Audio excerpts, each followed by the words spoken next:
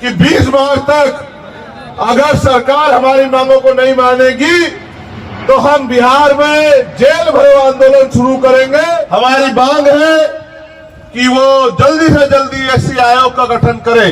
संत गाडगे जी महाराज ने तो यहां तक कहा कि अगर थाली ना हो तो हाथ में रख के खाना, मगर अपने बच्चों को जरूर पढ़ाना। सरकारी स्कूल है जहां पढ़ाई के नाम पे मजाक हो रहा है।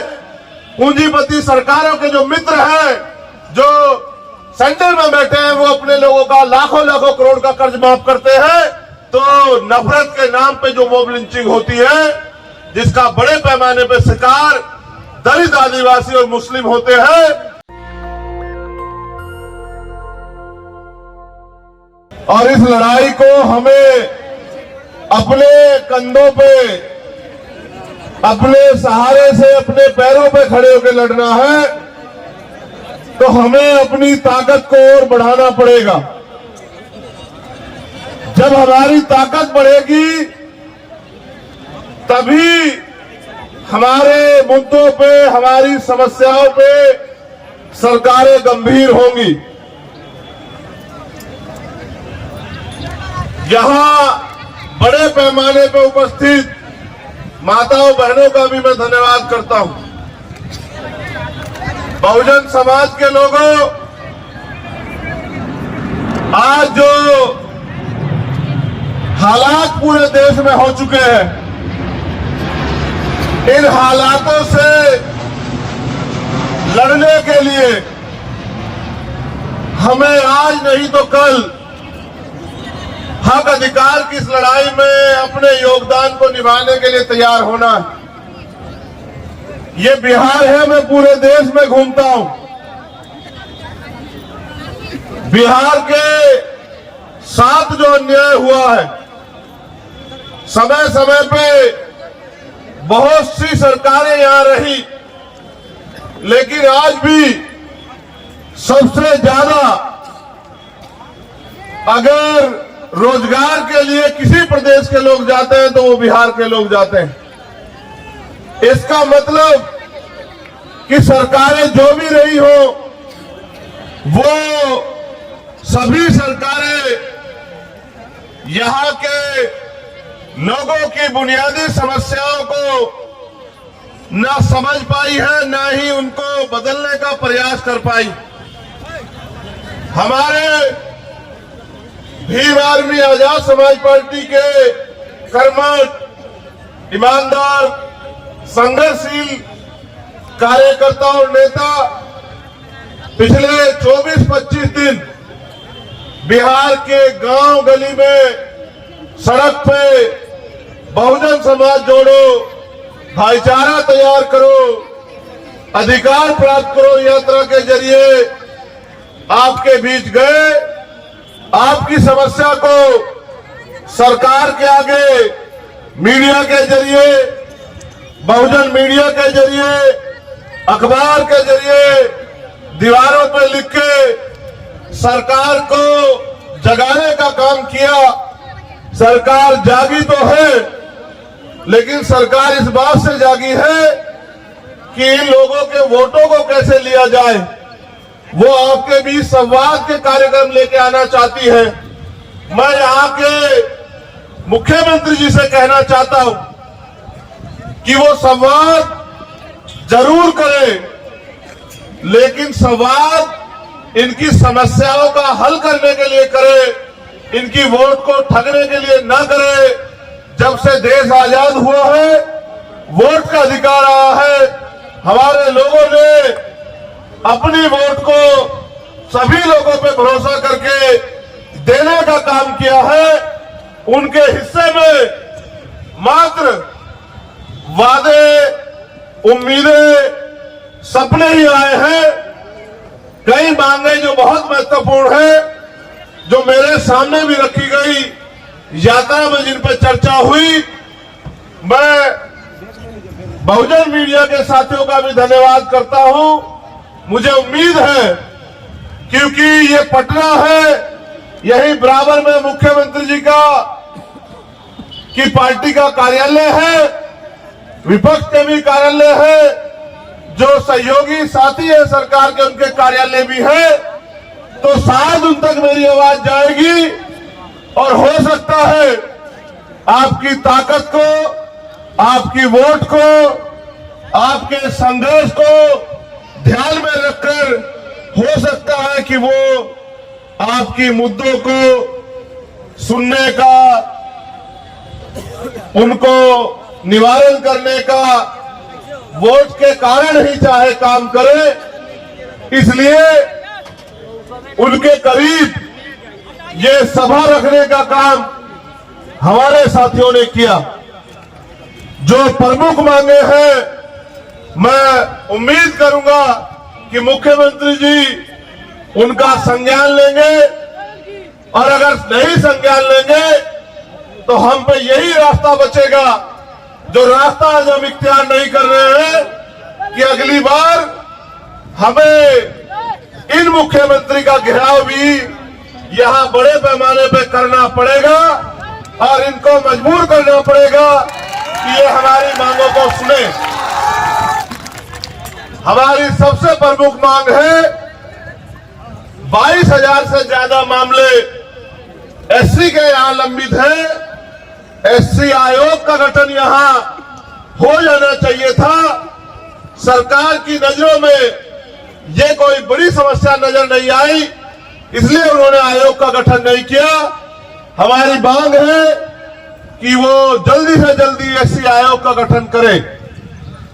एससी, एसटी, ओबीसी और मुस्लिम छात्रों को जो छात्रवृत्ति मिलती है, जिनमें हमारे महापुरुष चाहे संत गाडगे जी महाराज हो, चाहे बाबा साहब अम्बेडकर हो, उन्होंने ये कहा है कि शिक्षा श्रेणी का वो दूध है जो पिएगा वो दहाड़ेगा। संत गाडगे जी महाराज ने तो यहां तक कहा कि अगर थाली ना हो तो हाथ में रख के खाना, मगर अपने बच्चों को जरूर पढ़ाना।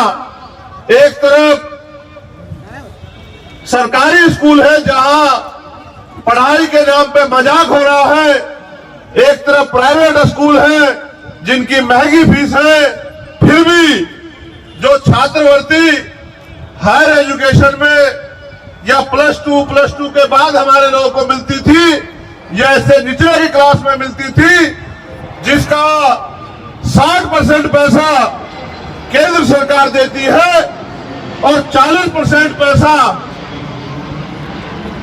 राज्य सरकार देती है, उस छात्रवृत्ति को इनकी लापरवाही के कारण छात्रों को नहीं दिया जा रहा है। मेरे आज भी याद है, मैं घर पर था, सहारनपुर बक्सर का एक बच्चा मेरे घर पहुंचा, उसने मुझसे कहा कि मुझे क्रेडिट कार्ड का लोन हमने लिया था, पढ़ाई के बावजूद भी रोजगार नहीं मिल पा रहा है, बैंक वाले लोग मेरे घर के चक्कर लगा रहे हैं, मेरे घर की कुर्की के आदेश दे रहे हैं। वो रोने लगा और मुझसे कहने लगा कि भैया आप मेरी मदद कराओ, आप मुख्यमंत्री से ये अपील करो, आप उनसे ये निवेदन करो कि जो बच्चे क्रेडिट कार्ड के पैसे नहीं चुका पा रहे हैं क्योंकि रोजगार नहीं मिला है, जैसे अन्य लोगों का कर्ज माफ होता है, अगर वास्तविकता में मुख्यमंत्री जी या उप मुख्यमंत्री जी हमारे बारे में चिंतित है तो उस कर्ज को माफ करने का काम करे या फिर हमें रोजगार देने का काम करे। तो मैं ये कहना चाहता हूं, वास्तविकता में सरकार बहुजनों की है तो छात्रवृत्ति का पैसा अन्य मदों से लाकर उस पैसे को हमारे बच्चों के लिए देने का काम करे, और क्रेडिट कार्ड का जो लोन का जो पैसा है उसको माफ करने का काम करे। पूंजीपति सरकारों के जो मित्र हैं, जो सेंटर में बैठे हैं, वो अपने लोगों का लाखों लाखों करोड़ का कर्ज माफ करते हैं, आप अपने बच्चों का कर्ज नहीं माफ कर सकते, तो फिर ये सरकार हमारी कैसे? हमारी ये भी मांग है कि बड़े पैमाने पे एससी के लोग, एसटी के लोग जो रोजगार के रूप में ताड़ी का काम करते हैं, तो ताड़ी को कृषि का दर्जा मिलना चाहिए।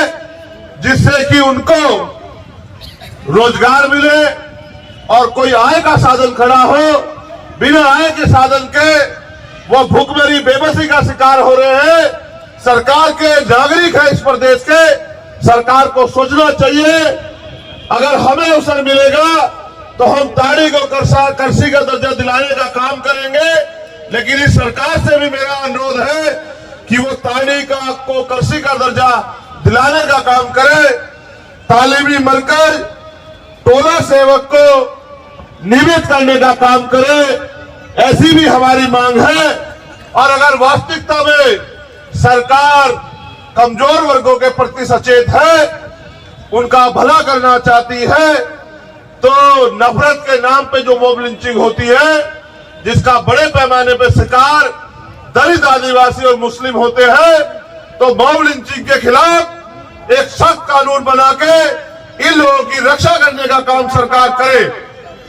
उसके साथ साथ सरकार आने पे या सरकार होने पे सरकार क्या कर सकती है, अगर सरकार को ना पता हो, मैं ये भी बताने का काम करूंगा कि कोई भी सरकार को समझ आए कि सामाजिक न्याय, सामाजिक परिवर्तन, आर्थिक मुक्ति ये सिर्फ कहने की बातें नहीं है।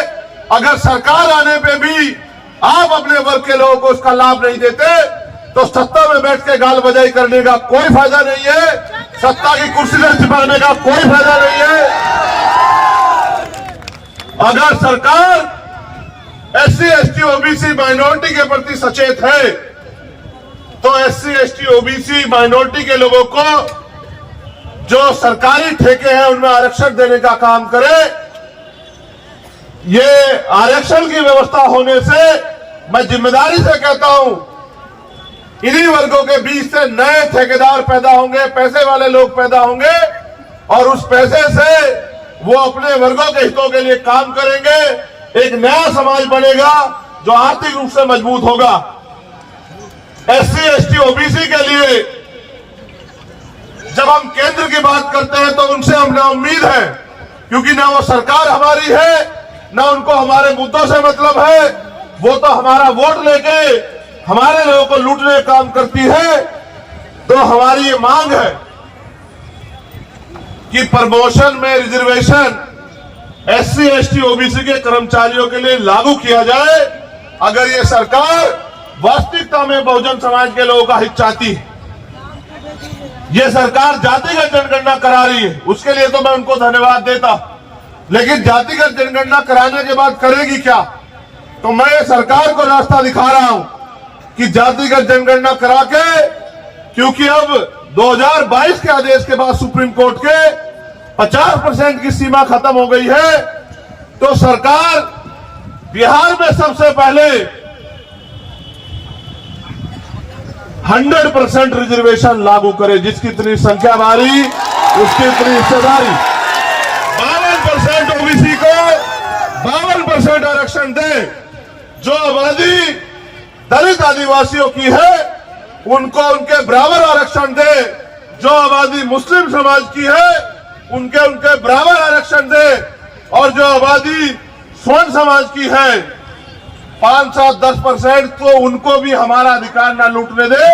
उनको भी उनकी संख्या के आधार पर व्यवस्था कराए कि जो हमारा अधिकार छीन रखा हो वो बंद हो।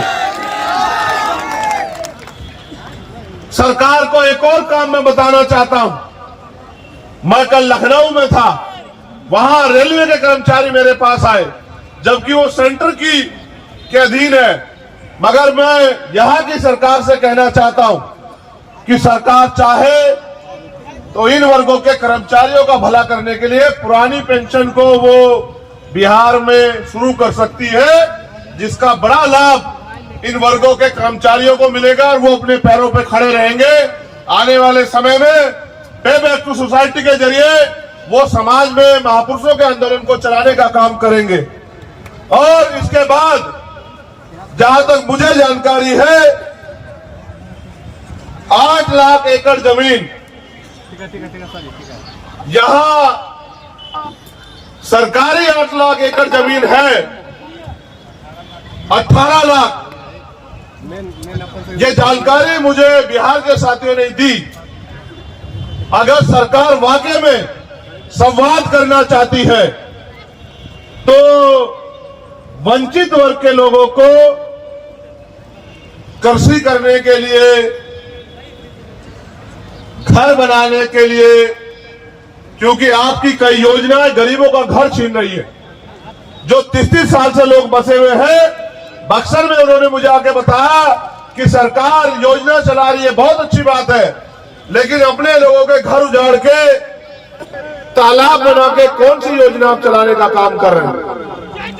इसलिए अगर सरकार करना चाहती है, आज आपके पास मौका है। उस जमीन को, क्योंकि हमने उत्तर प्रदेश में देखा है, मान्यवर काशीराम साहब कहते थे कि जो जमीन सरकारी है वो हमारी है, तो उस जमीन को गरीबों में बांटने का काम करे, जिससे ये गरीब खेती या अन्य कोई रोजगार करके अपने पैरों पे खड़े हो। आपके पास मैंने कई रास्ते आपको दिखाए। आप देश की सत्ता में भी जाने की बात करते हैं, ऐसी चर्चाएं भी हैं, लेकिन जब आप मुख्यमंत्री बनके अपने प्रदेश में काम नहीं कर सकते, तो देश की सत्ता पे आपको कौन बिठाएगा? यही वर्गों के लोग वोट के आधार पे वोट देके तय करते हैं कि देश की सत्ता पे कौन बैठे। ये ठगे गए हैं, लेकिन अब भीम आर्मी आजाद समाज पार्टी के जरिए हमारे नेता कार्यकर्ता गांव गांव जाके हमारी मां बहनों को, बुजुर्गों को, नौजवानों को समझाने का काम कर रहे हैं। अब ये ठगे में नहीं आएंगे, अब हम मांगेंगे नहीं, ये लड़ाई हिस्सेदारी की है। तो मैं आपसे अपील करता हूं कि यहां से जाने के बाद मेरे साथियों, सोना मत। हमारे नेता भाई जौहर आजाद जी, अनिल प्रधान जी, रवि कुशवाहा जी, अमर ज्योति जी, अबूजर खान जी और तमाम नेता, निशान जी, वो सब लोग, अमित पासवान जी बहुत मेहनत करते हैं, आपके बीच में रहते हैं, हर अन्याय का सामना आंख से आंख मिला के करते हैं, आपकी आवाज को उठाते हैं, उनके हाथों को मजबूत करने का काम करना, उनकी ताकत बनने का काम करना, उनको आगे बढ़ने के लिए उनके साथ खड़े रहना। तो आपके अधिकारों पे कोई डाका बिहार में नहीं डाल पाएगा, ऐसा मेरा मानना है।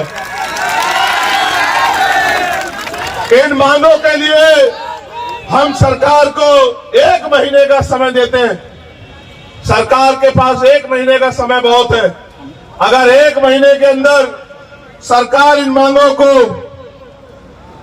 नहीं मानती है, हमारे प्रदेश अध्यक्ष तो अभी से तैयार बैठे हैं, वो तो 20 मार्च कह रहे हैं कि 20 मार्च तक अगर सरकार हमारी मांगों को नहीं मानेगी तो हम बिहार में जेल भरो आंदोलन शुरू करेंगे, लेकिन अपने लोगों के अधिकारों को अब किसी को डकार में ठगने नहीं देंगे।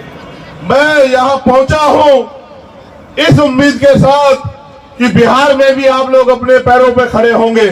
आपके पास रास्ता है मेरे साथियों, आपको ये तय करना है कि आप बैसाखियों के सहारे रहोगे या अपने पैरों पे खड़े होंगे।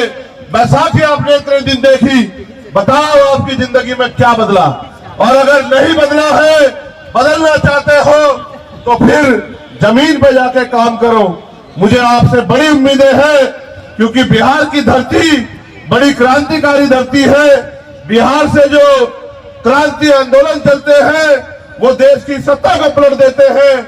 मैं भी ये उम्मीद करता हूं कि बिहार के साथी अपने हक अधिकारों के लिए यहां भी अपने पैरों पे खड़े होने का काम करेंगे। और मुझे उम्मीद है कि जो गरीब के बेटे मैंने यहां अपने प्रतिनिधि के रूप में आपके बीच भेजे हैं, आप उनके हाथों को मजबूत करने का काम करोगे। आप यहां आए, इस गर्मी में भी अपने साधनों से आए, यहां डटे हुए हो, मैं आपका दिल की गहराई से धन्यवाद करता हूं। नेशनल दस्तक की आपसे गुजारिश है कि अगर इसको बचाना चाहते हैं तो नेशनल दस्तक को सब्सक्राइब करने के लिए रेड कलर के सब्सक्राइब बटन को दबाएं, फिर बेल आइकन की घंटी दबाएं। नेशनल दस्तक को बचाने के लिए बहुत जरूरी है कि हर खबर को शेयर करें, लाइक करें, कमेंट जरूर करें।